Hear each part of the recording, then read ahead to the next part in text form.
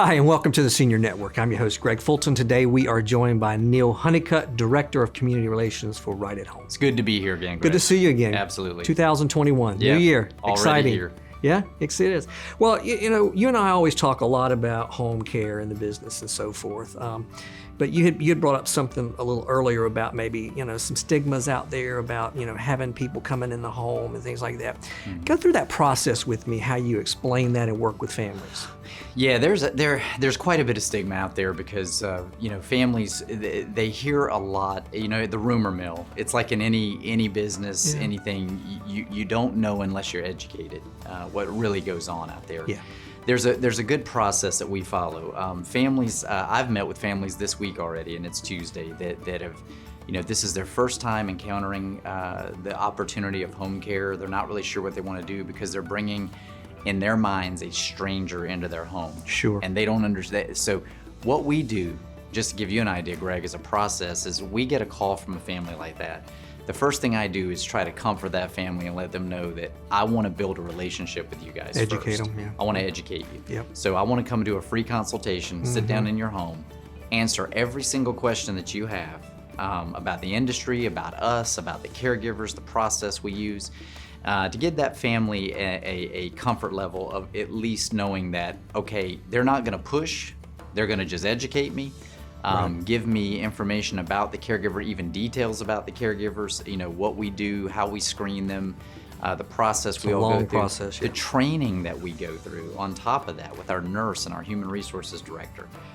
It's a very thorough process. And as a matter of fact, I sat down and did this with a family just yesterday, and I was there about an hour and a half for this family who may or may not move forward with us. Right. But they knew when I walked out of that house, I felt comfortable with them, and I think they felt comfortable with me. And they know what home care means. And they knew what it meant. Yeah. And the most important part of it is getting them to understand that we will match people appropriately to their family. And we have enough caregivers that we can, if there's one caregiver they don't feel comfortable with, that's okay. Yeah, we can get another caregiver in there, and we will work to the point that they feel confident enough to step away and do the things they have to do to get the respite care that they need. It's really important. So I understand why it's hard for people. Yeah, and I think a lot of the viewers that may not know what respite care means and how important that is to people. So maybe explain that. That's in this situation that I'm referring to. This family, it's a wife that has Parkinson's disease. Right. She has a lot of challenges in the evening. It's very frustrating for the family and for her because she's of sound mind, but her day gets really bad towards the end of the day. Her husband's 85 years old. The daughter lives next door. They're all doing this, but they're doing it every day. Yeah. And respite care just means a break for the family. It's really what it means. But a break knowing that person who's in there, they have a peace of mind. You can trust them. They can trust them, and they can go and take care of themselves. Maybe it's just a nap. Maybe it's a walk, reading a book, doing some activities, but being able to do that and get their rest and be recharged for the next time, because they're really going to be the primary caregiver most of the time for these families, for these clients. And that's a great point. I know you go from what you're talking about from respite care all the way up to 24/7 around-the-clock care. Right. And in that situation, I know ultimately you're putting together a team of caregivers that's going to stay long-term in that situation, right? That's correct. Absolutely. Now, I know you do a lot of this. You go out and actually do interviews and introductions with these caregivers, correct? We do.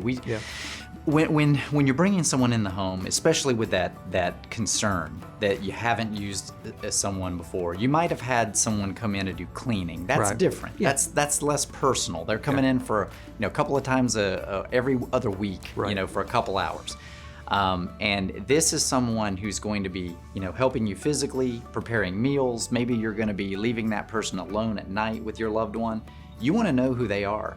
I appreciate that and respect that, and I would want to do the same thing. And that's how I operate with people. I look at them and tell them, I'm going to do this the way I would do it for my family. For your family, right. And you're exactly right. So we can build a plan from just a few hours in the beginning, and then they start getting to know these caregivers, and those caregivers, we can morph this into something that's 24/7 around-the-clock care.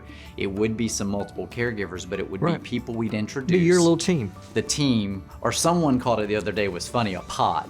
Their There you go. pod of caregivers. A lady said that the other day to me, and I thought I'd use that. But the point is, she understood that, and that's exactly what it is. That group of people that you feel confident about. And because we've talked about this, the checks and balances on that, and there's many other options than home care too.